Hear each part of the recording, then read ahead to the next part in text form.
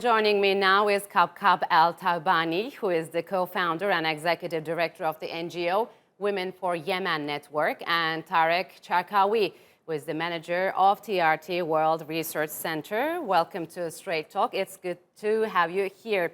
Kawkab, let me start with you. The latest United Nations report said the UK, US, France, and Iran might all be complicit in war crimes in Yemen. What do you make of that? And will this report have a significant impact on those countries mentioned? We think that Yemen has gone beyond having conflict dispute. What is going now in Yemen is proxy war, and we think such report will put pressure on those countries to stop mingling in Yemen's issues. And we think if we continue pushing through human rights reports as such, we will stop selling arms and providing support, military support or intelligence support to the conflict parties, the international conflict parties involved in Yemen. We know that the US Congress wants to end military involvement in Yemen, but Trump vetoed it. So do you believe that will US be able to put pressure on Saudi Arabia, or US will end its military involvement after this report, Tarek? I think this report is one step forward. It's not going to end the war immediately, but it's a good step. I totally agree with you that Trump initially was not very warm and in trying to stop the alliance from bombing Yemen and from stopping the war altogether. However, there is a growing discontent, even a rare bipartisan collaboration in Congress that is kind of fed up with the situation in Yemen. And I think also the fact that, for example, the Wall Street Journal reported on August 27, just a week ago, that the Trump administration is opening talks in Oman with the Houthis soon, is an indication that things are starting to change. So is Saudi Arabia's anti-Houthi coalition alliance, let's say, fraying? And what kind of an impact it would have if it collapsed on Yemen's future?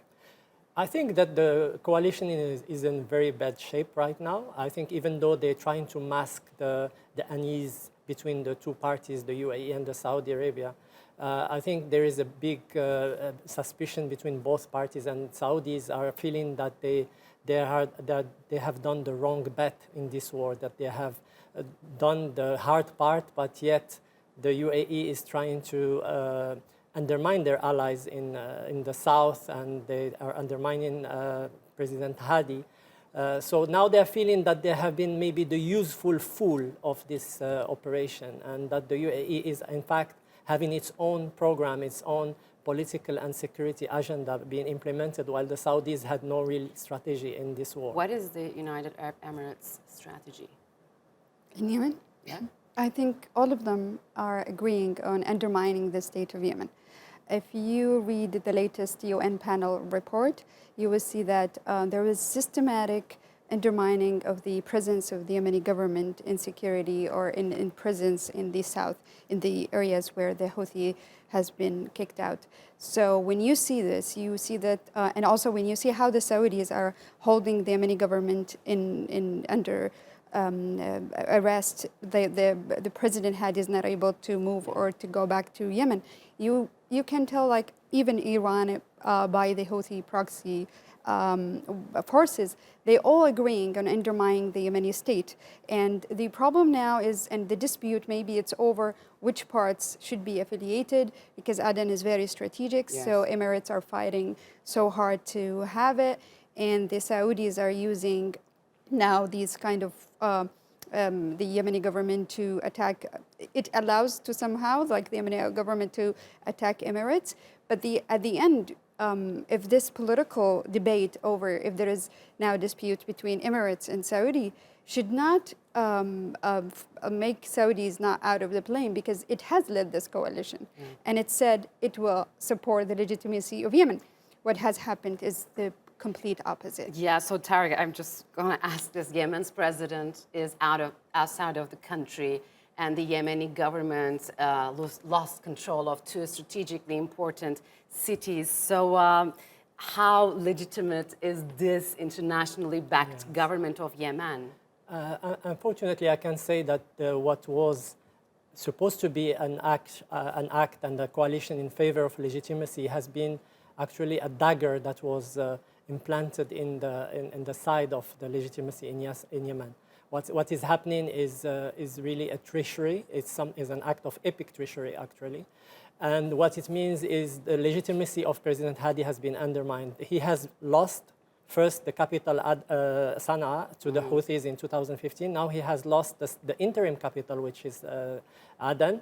And he's controlling very few pockets here and there, but ultimately it doesn't look very good or very positive for him. Given all the latest developments, all those attacks which killed hundreds of people, unfortunately, Houthis, which are backed by Iran, they've been quite silent. What do you make of that, Kawkab? They weren't silent because they are already having their deployment. But now I think the Emirates is kind of dividing Yemen into two states, and this is in the favor of the Houthis.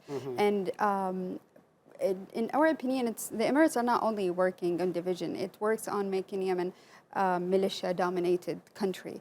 And unfortunately, the current rise of armed militia like the Security Belt and this Transitional Southern Council, it is not going to make Yemen stabilized, and it is not a representation of the South movement or the South peaceful cause. What do you think needs to happen furthermore to change the situation in Yemen? Because we're talking about the world's most dramatic humanitarian crisis there. We have been saying this over and over as peace and human rights activists. They should not follow or backing up interests. They should back up values, and they should support the legitimacy of the Yemen as a state. You cannot expect that the Saudis and the Emirates and the Iran will support Yemen a state, and you're not also by supporting militia coming to the dialogue. You have, like, for example, I'll give you an example, like the southern people, like the southern valid cause, they were asking to be engaged in the peaceful cause. And when they start having the arms, there are now some calls to engage them. So there was a rewarding violence mentality. And the current mentality or mindset to manage the peace cause is based on power and violence rewarding, not in sharing. And that's why you see peaceful or the other minorities or the other groups are excluded, including women as well. Thank you very much for joining me. Thank you. Appreciate it a lot. Thank you. Thank you for having us.